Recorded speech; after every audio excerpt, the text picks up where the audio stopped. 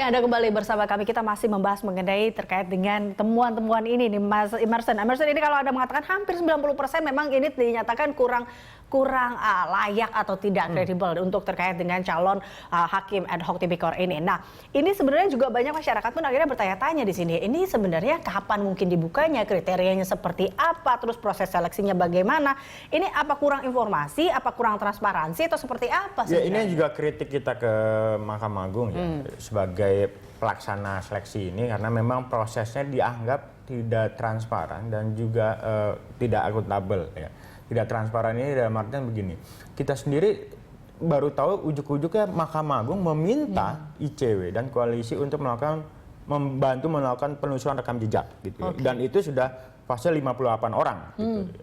Nah, sebelum-sebelumnya nggak banyak informasi soal itu. Artinya apa? Jangan-jangan ada persoalan soal ketidakaktifan dari pansel misalnya untuk jemput bola tuh ke misalnya figur-figur yang terbaik yang nantinya mungkin akan memberikan kontribusi yang positif buat pengadilan tipikor, atau cara-cara lain misalnya membuat sosialisasi di banyak tempat. Nah, kita tidak melihat itu gitu ya. Dan akhirnya apa? Kalau prosesnya itu tertutup, ya cuma dua kemungkinan, hanya kolega-kolega hakim saja, atau misalnya orang-orang yang dianggap dekat dengan lingkungan pengadilan saja yang bisa mendaftar. Dan sayangnya itu tidak terlalu baik gitu. Oh, jadi bisa dikatakan bahwa kurangnya jemput bola atau kurangnya sosialisasi dan informasi ini hingga akhirnya dapatnya itu yang sekarang ini bibit-bibit yang kurang bagus, bisa dikatakan seperti itu. Akhirnya muncul begitu. Jadi dari barang yang ada aja yang ya tadi temuan kita 90% itu dianggap tidak layak. Tidak layak. Oke, baik. Nah, ini kalau jadi harusnya seperti apa mungkin yang harus dilakukan dari panitia pansel itu sendiri untuk transparansi paling tidak untuk terkait dengan masalah ini? Paling tidak sebenarnya mereka bisa menjadikan proses seleksi calon pimpinan KPK sebagai referensi. Bagaimana misalnya upaya aktif mensosialisasikan waktu itu ada di 10 kota. Setiap seleksi untuk betul, seleksi tahapan seleksi diumumkan secara jelas gitu ya, tahapan-tahapannya, kemudian juga aktif mengajak pihak-pihak yang dianggap kredibel untuk mendaftar gitu ya. Sebagai calon pimpinan KPK. Ini sebenarnya bisa ditiru oleh pansel. Nah, cuman saya nggak tahu kan kesan yang muncul ya pelibatannya juga pelibatan yang seadanya, kemudian tadi KPK, PPATK juga saya dengar tidak pernah diajak untuk menseleksi ini gitu ya.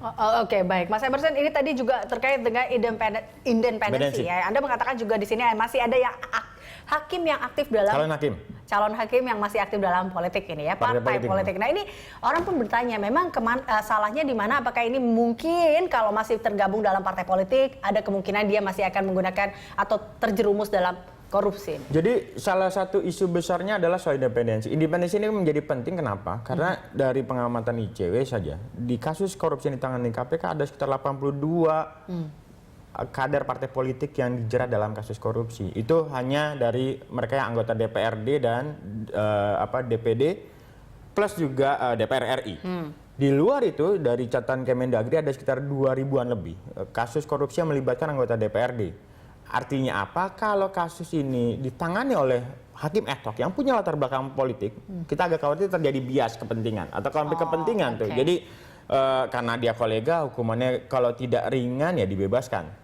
Nah, ini kondisi-kondisi ini yang berbahaya nih. Belum lagi misalnya soal ya tadi beberapa politisi kan juga seringkali menggunakan cara-cara yang tidak wajar gitu untuk memenangkan satu perkara. Jadi suap, nyogok, gratifikasi itu satu yang seringkali dilakukan oleh sejumlah oknum politisi agar kasusnya kalau tidak ingin berlanjut, kasusnya tidak menyeret-nyeret pelaku yang lain. Berarti memang kalau di sini mereka harus bersih total dari partai politik seperti itu?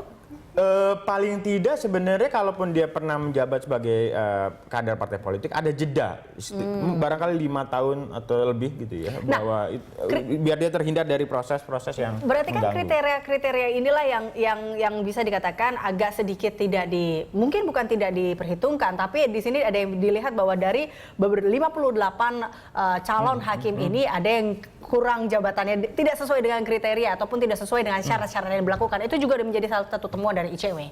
Ya temuannya yang menarik begitu dari kurang dari 25 tahun menjabat sebagai advokat atau seperti apa? Ya sebenarnya di syarat itu ada ya, di syarat administratif kalau sekedar melihat syarat administratif semua terpenuhi. Cuman memang ada isu yang soal independensi, misalnya harus ada penegasan dia tidak aktif dalam pengurus partai politik. Ya. Nah itu yang barangkali itu yang terlewat. Nah makanya temuan-temuan ini setidaknya atau kita harapkan ini jadi panduan bagi Mahkamah Agung sebagai panitia seleksi untuk mensaring tuh mereka yang sudah punya afiliasi politik sudah selayaknya dicoret. Mereka-mereka yang dianggap tidak terlalu paham soal isu korupsi juga sebaiknya tidak dipaksakan untuk dipilih. Nah, kenapa ini penting? Karena apa?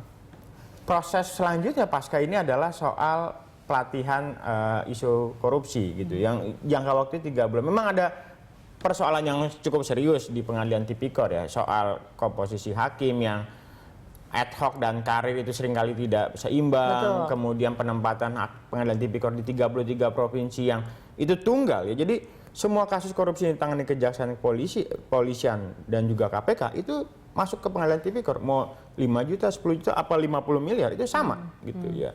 Nah, cuma di beberapa daerah ini jadi problem tuh.